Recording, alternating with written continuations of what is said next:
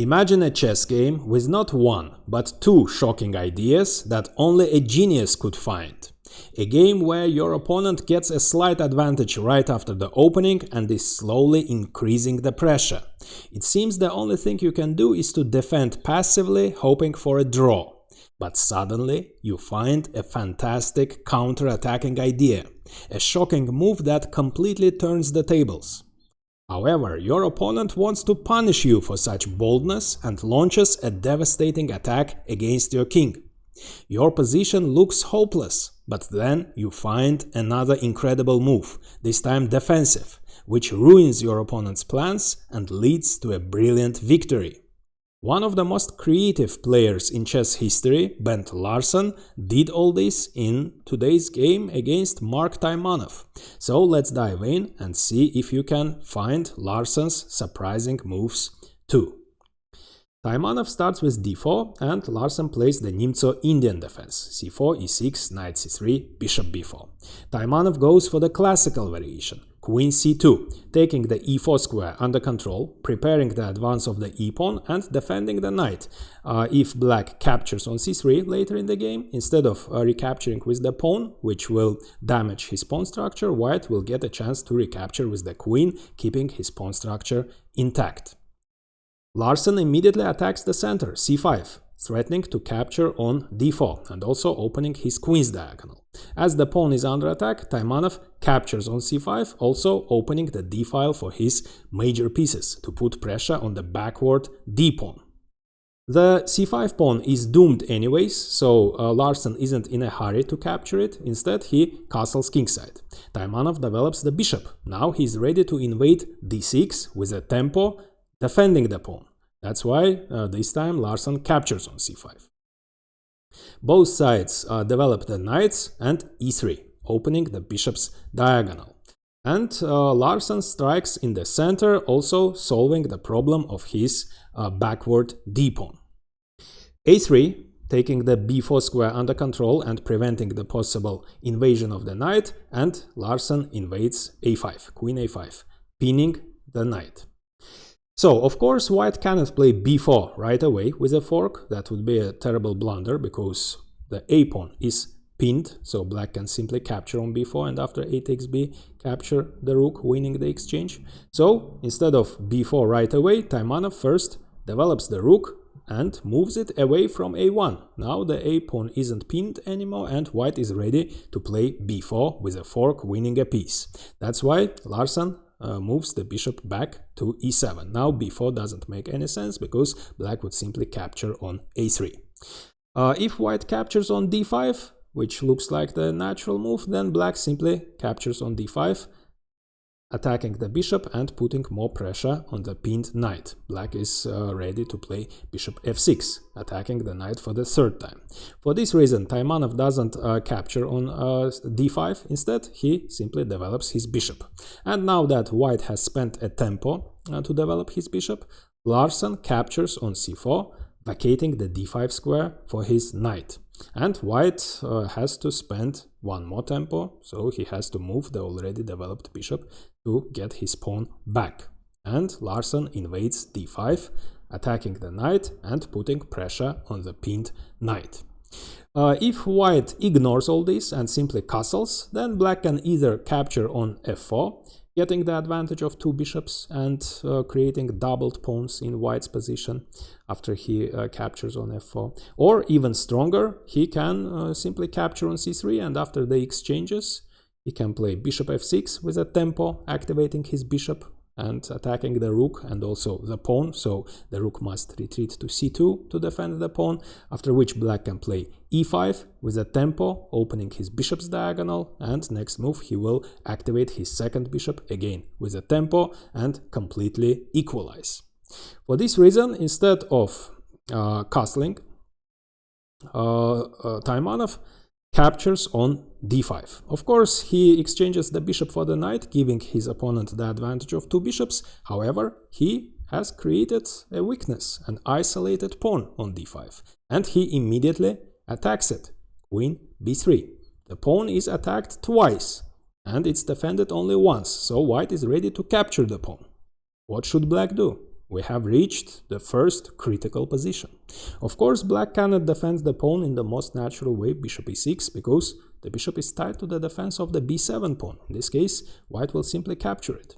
The most natural move would be rook d8. Of course, what can be more natural? Defending the pawn with a rook. In this case, white would have castled, most probably, ensuring the king's safety, and now he's ready to play rook d1, attacking the pawn for the third time, after which white will win a pawn. So, to avoid the loss of material, black must push the pawn forward, and after e takes d, knight takes, rook takes, bishop e3, rook d8, and rook d1, white's position looks a little bit more active. As you see, white has developed all his pieces.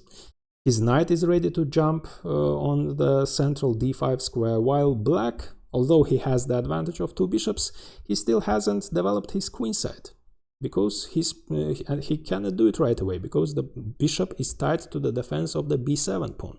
So white is a little bit more active, and it seems that only white can play for victory in this position. For this reason, Larsen doesn't play the passive rook d8.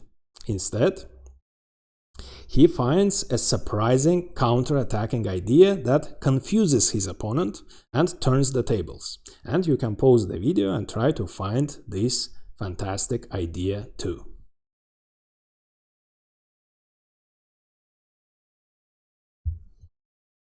He starts his counterattack with g5, which at first sight looks like the beginner's move. Black terribly weakens his kingside.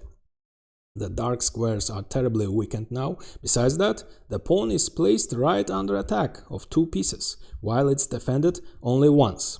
However, it turns out that the pawn is actually untouchable. If white captures it, then after bishop takes and knight takes, black plays d4 with the double attack, and black wins a piece. For this reason, after g5, the bishop must retreat, so it retreats to g3. And now we can see Larsen's idea, why he has played g5. The white king is still in the center.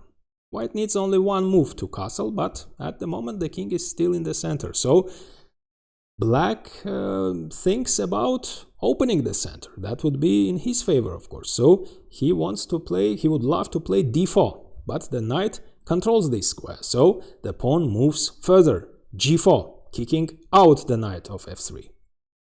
So what should white do now? The best move would have been knight e5.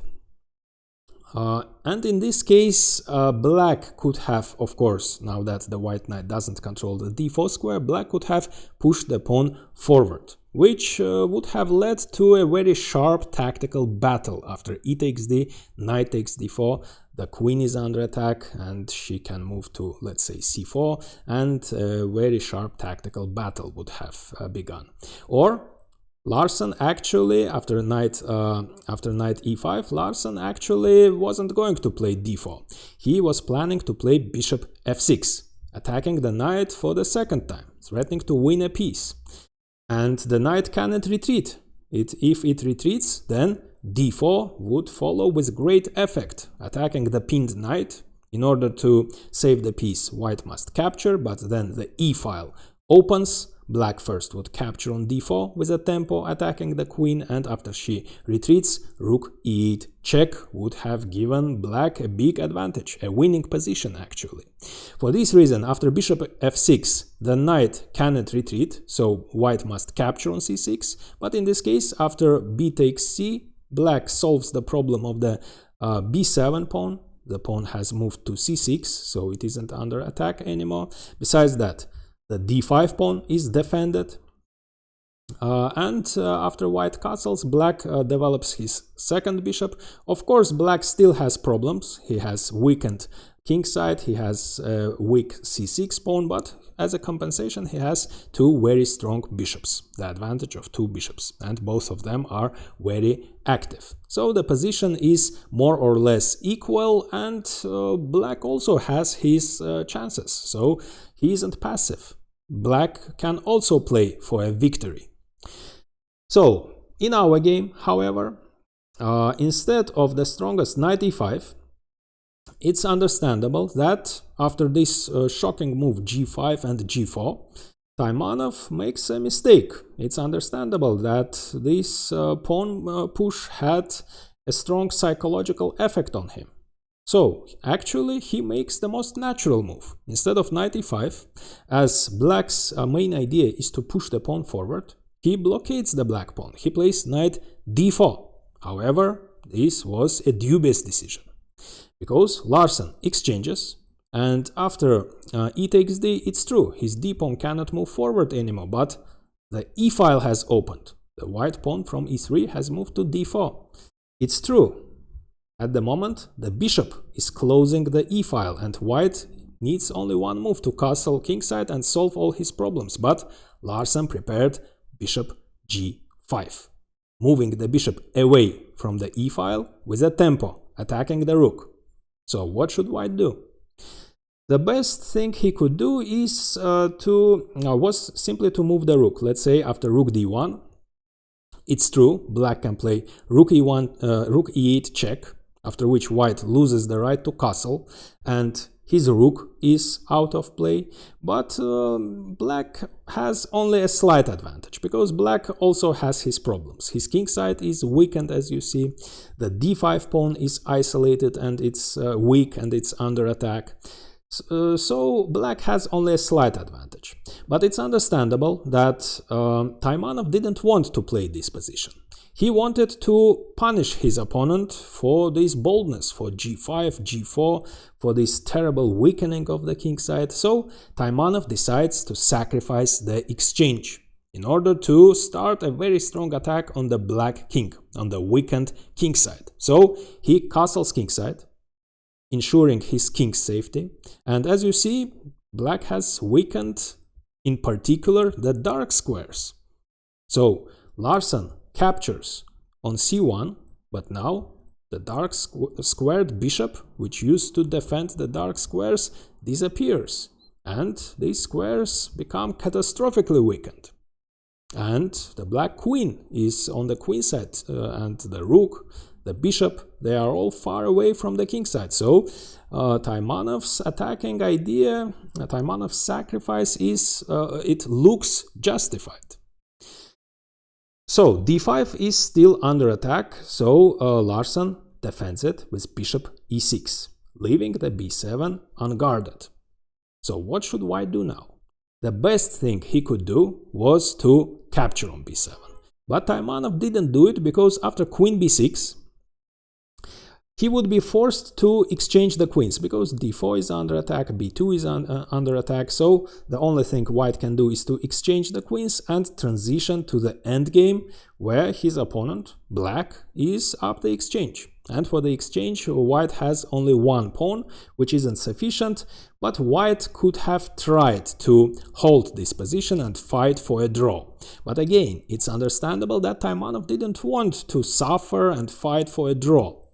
He still wants to punish his opponent for this pawn push, for this terrible weakening of the king side. So he plays, instead of capturing on b7 and transitioning into the endgame, he plays for the attack. He plays h3. Now we will see the idea of this move. White is ready to capture on g4 and win a pawn. After the bishop recaptures, d5 will fall. So to prevent this, Larsen captures on h3, and now we can see Taimanov's idea. The black pawn has moved away from g4, that means the g file is open, and Taimanov plays bishop e5. Taking this diagonal under control, now the black king doesn't have a single move, and the white bishop has left the g3 square, vacating it for the queen. So white just needs to move the knight away and play queen g3 check, and that would be terrible for black. But Larsen plays f6, attacking the bishop. Of course, if the bishop retreats, white's attack would fade away. Taimanov makes a stronger move. He plays knight e4, leaving his bishop under attack and placing his knight under attack of another pawn, but moving the knight away from c3. Now white has terrible threats, such as queen g3 check or knight takes f6 check. So what should black do? Black's position looks critical. He cannot actually capture the knight. That loses right away. If he does that, then of course the bishop would fall, queen takes e6 check would follow, and if the king moves to g7, then the rook invades the 7th rank, and the only way to avoid the checkmate is to give up the queen, and of course white is winning.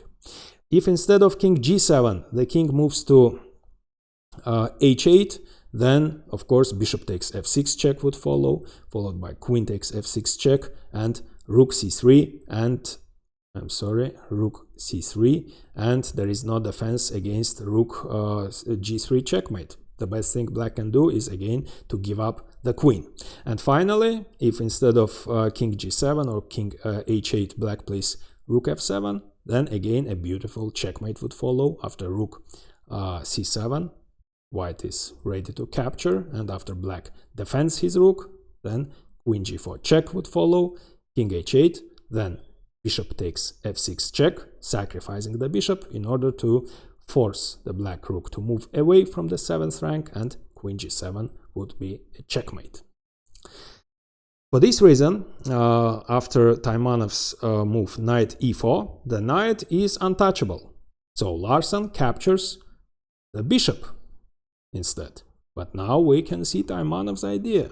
The queen invades the g3 square with a check, and also targeting the e5 pawn. And it seems that the catastrophe on the dark squares is unavoidable.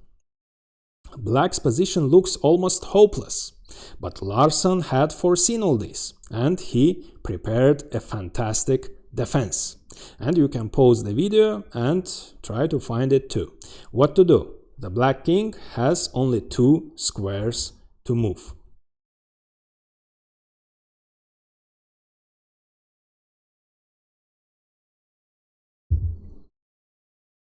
Black's main problem is the weakness of the dark squares, of course. For this reason, he cannot actually move his king. If the king moves to h8, of course, the e5 pawn would fall with a check. After that, the bishop would fall again with a check, and after king h8, queen e5 check, king g8, and rook c3. White is threatening terrible rook g3 check, followed by rook g7 checkmate, and there is no satisfactory defense against this threat. So king h8 doesn't work. If king f7, which at first sight looks a little bit better, then knight g5 check with a fork would follow. So what to do? If the king moves to the g file, to one of these squares, then the knight would capture on e6 with the discovered check. So the best move is king e7, but in this case queen takes e5, and again white has terrible threats. Queen takes e6 check, rook c7 check, and there is no defense. So black's position looks hopeless, but Larson prepared a great defensive move. Bishop g4.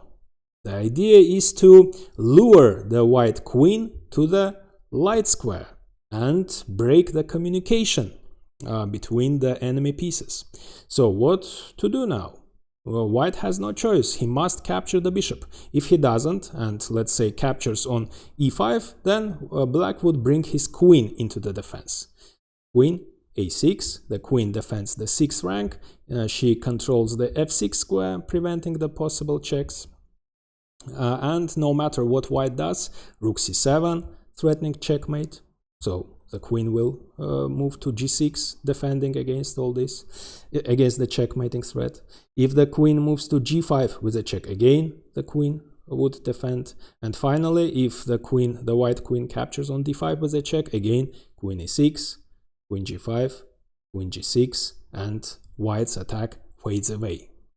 For this reason, Taimanov has no choice. After the fantastic move bishop g4, he must capture the bishop with a check. But now the black king can move to h8, and white, unlike in the previous variation, unlike a move before, a move earlier, he cannot capture on e5 with a check. His queen is placed on the light square, and his knight is still under attack. But Taimanov doesn't give up. The black queen is still far away. The only defender of the king side is the rook, so he plays knight g5, creating a terrible threat of queen d7, after which there will be no defense against checkmate. But Larsen makes another strong move, queen d2, attacking the rook and the f2 pawn. If white plays rook f1 to defend both the rook and the pawn, that would be too passive. And after h takes g, king takes g2, of course not rook g8, which black would love to play, but that would be a terrible blunder because of checkmate in 1. So, of course, instead of rook g8 right away, black would play h6, kicking out the knight, and after knight f3, white is attacking the queen, but still rook g8 would follow, and after the exchange of the queens, black also wins the central pawn, and he's up the exchange and 2 pawns and absolutely winning position. For this reason, after queen d2, instead of rook f1, Taimanov plays desperate rook c7, invading the 7th rank and threatening checkmate in 3 moves. Rook takes h7 check, queen e6 check, and queen takes f7 checkmate. But of course, Larsen captures on f2 with a check, and to prevent checkmate, he exchanges the queens. Queen takes g2 check, h takes g. But Taimanov doesn't resign. He captures on e5, creating a dangerous passed pawn. And besides that, both h7 and b7 are under attack. But Larsen makes another strong move. He finally develops the queen's rook, rook c8. Activity is more important than material. It turns out that if white makes the most natural move, first capturing on h7 with a check, then that would be a mistake, because after king g8, the king would control the f7 square, and we will see why it's so important. Let's say after white captures the b7 pawn, black plays rook c2 and creates a terrible threat of rook f1, after which there will be no defense against g1 queen with the double discovered check and checkmate in a few moves. As the king is on g8, the knight cannot move to f7 to close the f file, so there will be no defense against rook f1. So the only thing white can do is to play knight h3 to control this square, but after rook f1, knight g1 and rook c1, the knight falls, and black remains with an extra rook. For this reason, after rook c8, instead of capturing on h7, after which the black king would be on g8 and control the f7 square, Taimanov captures on b7. But now rook c2 follows. Again, black is ready to play rook f1, followed by the promotion. But this time white at least can play knight f7 check, closing the f file. Now the black rook cannot invade the f1 square. But after king g7, Taimanov plays e6. His pawn looks dangerous. King f6, however, follows. e7, attacking the rook, but this time Larsen. His rook on f8 is under attack, but he sacrifices the pawn, luring the white king to the g file, after which he saves his rook with a tempo, with a check, and here Taimanov resigned, as after his king moves away, black simply captures the knight, and black remains with an extra rook. And now I recommend watching how Taimanov turns the tables with a fantastic counterattack against none other than the world champion Anatoly Karpov. But first, I'd be grateful if you like this video and subscribe, as it's really helpful for the channel growth.